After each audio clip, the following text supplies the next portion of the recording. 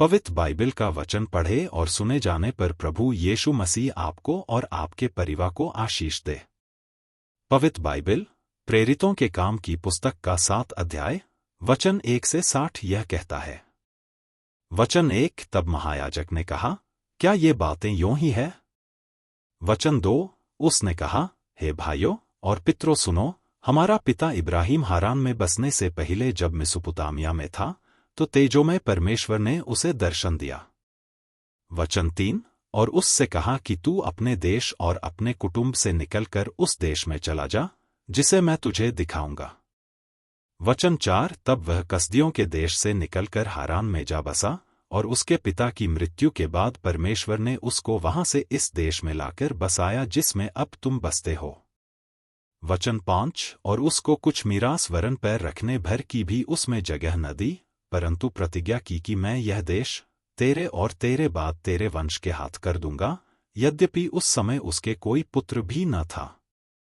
वचन 6 और परमेश्वर ने यों कहा कि तेरी संतान के लोग पराए देश में परदेशी होंगे और वे उन्हें दास बनाएंगे और 400 वर्ष तक दुख देंगे। वचन 7 फिर परमेश्वर ने कहा, जिस जाति के वे दास होंगे उसको मैं दंड दूंगा और इसके बाद वे निकलकर इसी जगह मेरी सेवा करेंगे। वचन 8 और उसने उससे खतने की वाचा बांधी और इसी दशा में इसहाक उससे उत्पन्न हुआ और 8वें दिन उसका खतना किया गया और इसहाक से याकूब और याकूब से 12 कुलपति उत्पन्न हुए। वचन 9 और कुलपतियों ने यूसुफ से डाह करके उसे मिस्र देश जाने वालों के हाथ बेचा, परंतु परमेश्वर उसके साथ था।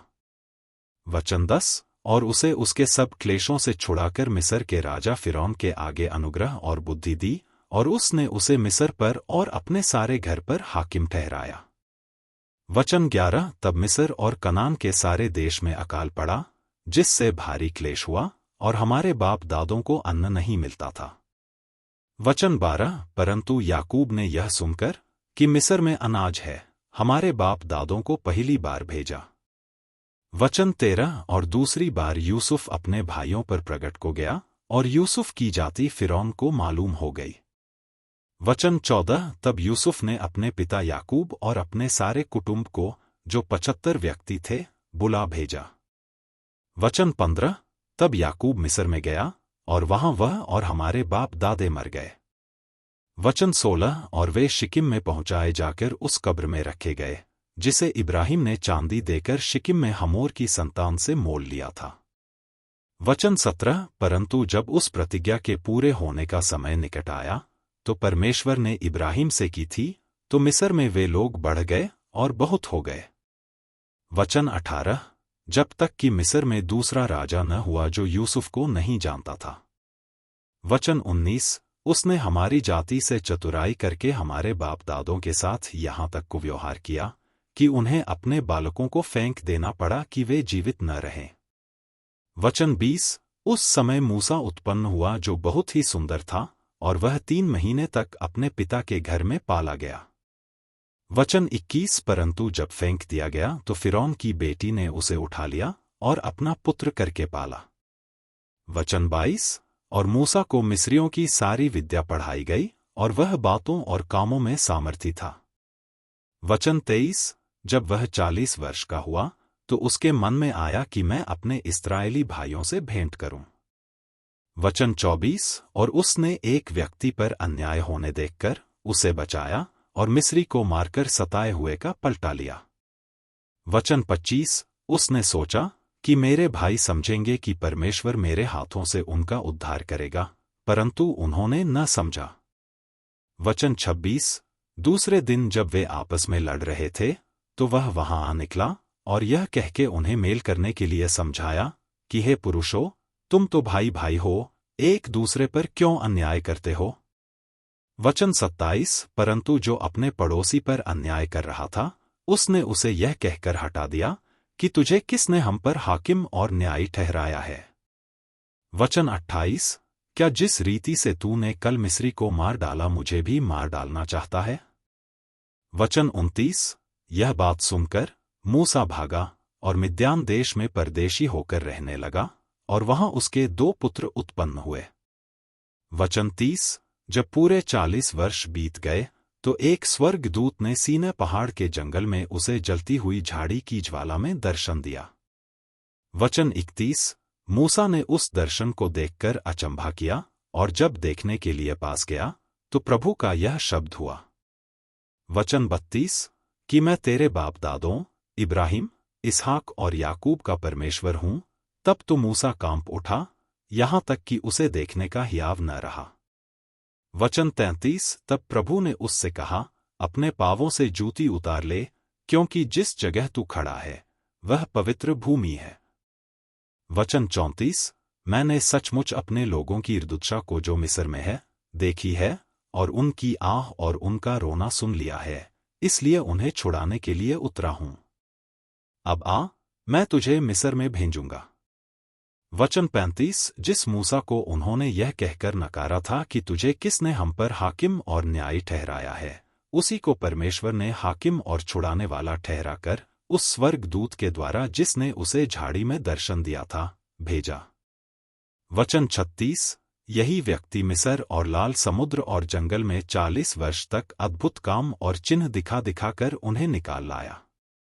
वचन 37। यह वही मूसा है जिसने इस्राएलियों से कहा कि परमेश्वर तुम्हारे भाइयों में से तुम्हारे लिए मुझसा एक भविष्यद्वक्ता उठाएगा। वचन 38। यह वही है जिसने जंगल में कलीसिया के बीच उस स्वर्गदूत के साथ सीनै पहाड़ पर उससे बातें की और हमारे बाप दादों के साथ था, उसी को जीवित वचन मिले कि हम तक पहुंचाए। वचन 39। परंतु हमारे बाप दादों ने उसकी मानना न चाहा, वरन उसे हटाकर अपने मन मिस्र की ओर फेरे। वचन 40। और हारून से कहा, हमारे लिए ऐसा देवता बना जो हमारे आगे आगे चले, क्योंकि यह मूसा जा हमें मिस्र देश से निकाल लाया, हम नहीं जानते उसे क्या हुआ। वचन 41। उन दिनों में उन्होंने एक बछड़ा बनाकर उसकी मूरत के आगे बलि चढ़ाया और अपने हाथों के कामों में मगन होने लगे। वचन 42। सो परमेश्वर ने मुंह मोड़कर उन्हें छोड़ दिया कि अक्षगण पूजें, जैसा भविष्यद्वक्ताओं की पुस्तक में लिखा है कि हे इस्राएल के घराने, क्या तुम जंगल में 40 वर्ष तक पशुबलि और अन्नबलि मुझी को चढ़ाते रहे। वचन 43। और तुम मोलेक के तंबू और रिफान देवता के तारे को लिए फिरते थे, अर्थात उन आकारों को जिन्हें तुमने दंडवत करने के लिए बनाया था, सो मैं तुम्हें बाबुल के परे ले जाकर बसाऊंगा। वचन 44। साक्षी का तंबू जंगल में हमारे बाप दादों के बीच में था, जैसा उसने ठहराया, जिसने मूसा से कहा कि जो आकर तूने देखा है उसके अनुसार इसे बना। वचन 45। उसी तंबू को हमारे बाप दादे पूर्वकाल से पाकर यहोशू के साथ यहाँ ले आए, जिस समय कि उन्होंने उन अन्य जातियों का अधिकार पाया जिन्हें परमेश्वर ने हमारे बाप दादों के सामने से निकाल दिया, और वह दाऊद के समय तक रहा। वचन 46। उस पर परमेश्वर ने अनुग्रह किया, सो उसने विनती की कि मैं याकूब के परमेश्वर के लिए निवास स्थान ठहराऊं। वचन 47। परंतु सुलैमान ने उसके लिए घर बनाया। वचन 48। परंतु परमप्रधान हाथ के बनाए घरों में नहीं रहता, जैसा कि भविष्यद्वक्ता ने कहा। वचन 49। कि प्रभु कहता है, स्वर्ग मेरा सिंहासन और पृथ्वी मेरे पांवों तले की पीढ़ी है, मेरे लिए तुम किस प्रकार का घर बनाओगे और मेरे विश्राम का कौन सा स्थान होगा। वचन 50। क्या ये सब वस्तुएं मेरे हाथ की बनाई नहीं। हे हठीले और मन और कान के खतनारिहत लोगों, तुम सदा पवित्र आत्मा का सामना करते हो। वचन 51। जैसा तुम्हारे बाप दादे करते थे वैसे ही तुम भी करते हो। वचन 52। भविष्यद्वक्ताओं में से किसको तुम्हारे बाप दादों ने नहीं सताया, और उन्होंने उस धर्मी के आगमन का पूर्वकाल से संदेश देने वालों को मार डाला, और अब तुम भी उसके पकड़वाने वाले और मार डालने वाले हुए। वचन 53। तुमने स्वर्गदूतों के द्वारा ठहराई हुई व्यवस्था तो पाई, परंतु उसका पालन नहीं किया। वचन 54। ये बातें सुनकर वे जल गए और उस पर दांत पीसने लगे। वचन 55। परंतु उसने पवित्र आत्मा से परिपूर्ण होकर स्वर्ग की ओर देखा और परमेश्वर की महिमा को और यीशु को परमेश्वर की दाहिनी ओर खड़ा देखकर। वचन 56। कहा, देखो, मैं स्वर्ग को खुला हुआ और मनुष्य के पुत्र को परमेश्वर के दाहिनी ओर खड़ा हुआ देखता हूँ। वचन 57। तब उन्होंने बड़े शब्द से चिल्लाकर कान बंद कर लिए और एक चित्त होकर उस पर झपटे। वचन 58। और उसे नगर के बाहर निकालकर पत्थरवाह करने लगे और गवाहों ने अपने कपड़े उतार रखे। वचन 59। और वे स्त्यूफनुस को पत्थरवाह करते रहे और वह यह कहकर प्रार्थना करता रहा कि हे प्रभु यीशु, मेरी आत्मा को ग्रहण कर। वचन 60। फिर घुटने टेककर ऊंचे शब्द से पुकारा, हे प्रभु, यह पाप उन पर मत लगा, और यह कहकर सो गया, और शाऊल उसके बध में सहमत था।